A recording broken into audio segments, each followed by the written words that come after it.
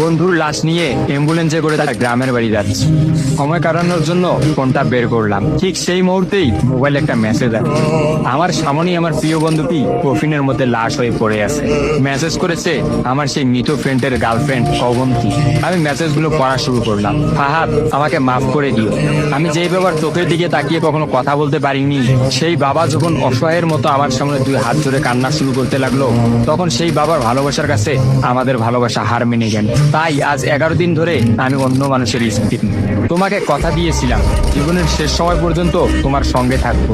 আমার সব সময় ভয় হতো যে তুমি আমাকে কষ্ট দেবে, হয়তো আমাকে ছেড়ে অন্য কাউকে বিয়ে করবে। অথচ দেখো, আমি তোমাকে কষ্ট দিলাম, আমি তোমাকে রেখে অন্য পুরুষকে বিয়ে করে ফেললাম। জীবনটা বড়ই অদ্ভুত, তাই না? তোমার কি মনে আছে আমি তোমাকে কাঁদতে কাঁদতে বলতাম আমাকে কখনো ছেড়ে যাবে না? তো তুমি হাসতে হাসতে উত্তর দিতে আমি তোমাকে কখনো ছেড়ে যাব না, তুমি আমাকে ছেড়ে গেলে যেতে পারো। তখন আমি অনেক রাগ করতাম, কারণ আমি তো তোমাকে পাগলের মতো ভালোবাসতাম। তুমি নেই এরকম কোনো পৃথিবী আমি কল্পনাও করতে পারতাম না। অথচ দেখো, আজ অন্য কেউ হচ্ছে আমার স্বামী। রোজ তার সাথেই আমাকে ঘুমাতে হয়, ঘুম থেকে উঠে তার মুখটাই আমাকে দেখতে। মানুষের জীবন এমন কেন যে যাকে চায় যদি তাকে পায়?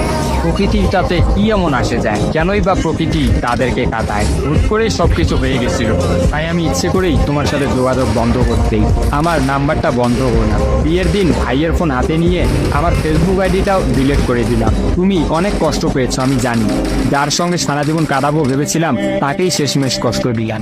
আমার পরিবারের সবাই খুশি, আমার স্বামীটা অনেক ভালো, এখন পর্যন্ত যা ব্যবহার করেছে আমার ভালোই লেগেছে।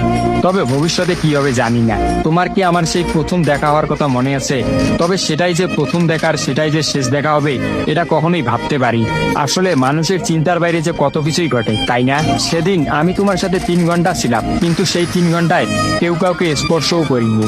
কিন্তু তুমি যখন আমাকে তোমার রিক্সায় তুলে নিতে তোমার হাতটা বাড়িয়ে দিলে, তখন আমি তোমার হাতটা প্রথম স্পর্শ করেছিলাম। বিশ্বাস করো, সেদিন আমার কিছুতেই তোমার হাতটা ছাড়তে ইচ্ছা করছিল না। তোমার ঘরে আমার জন্য কিনে রাখা শাড়িগুলো নিশ্চয়ই এখনো আছে। আচ্ছা, আমি তো এখন আর তোমার নই, ওই শাড়িগুলোকে আমি পাবো? তোমার তো যখনই কোনো শাড়ি পছন্দ হতো তুমি কিনে রেখে দিতে, আমি বলতাম বিয়ের পর সবগুলো একসঙ্গে নেব। দেখো, আজ আমি বিবাহিত, কিন্তু আমার স্বামী তুমি নও। আমি এমনটা কখনোই চাইনি। নিজের পছন্দের একটা মেয়েকে বিয়ে করে নিই, তারপরে শাড়িগুলো তাকে দিয়ে দিই। মেয়েরা শাড়ি কতটা পছন্দ করে তা কি তুমি জানো?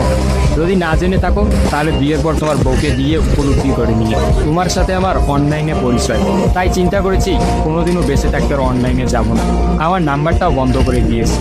আজকের পর থেকে আমাদের আর কোনোদিন কথা হবে না। তোমার কাছে একটা অনুরোধ, যদি চলার পথে আমাদের কোনোদিন দেখা হয়ে যায় তাহলে প্লিজ তুমি অচেনা হয়ে চলে দিও।